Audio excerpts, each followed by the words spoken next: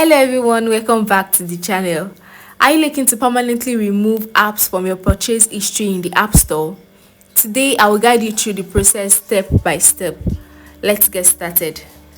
First, open the App Store on your iPhone. Tap on the profile icon in the top right corner to access your account setting. Select Purchased to see all the apps you've downloaded. If you are part of the family sharing group, you might need to tap My Purchases to see your own purchase history. Currently, I have no purchased app. But if you do have, find the app you want to hide. Swipe left on the app and the hide button will appear. Tap hide to remove it from your purchase history list. This will hide the app from your purchase history, but it won't permanently delete it from your Apple ID. Apple doesn't provide a way to permanently delete apps on your purchase history.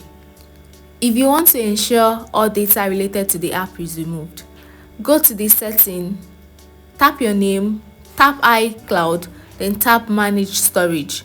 Tap on the app and select Delete Data. And that's it guys, you've successfully hidden app from your purchase history in the App Store and remove any associated data. Thank you so much for watching. If you found this helpful, please like and subscribe for more quick tips. See you next time. Bye bye.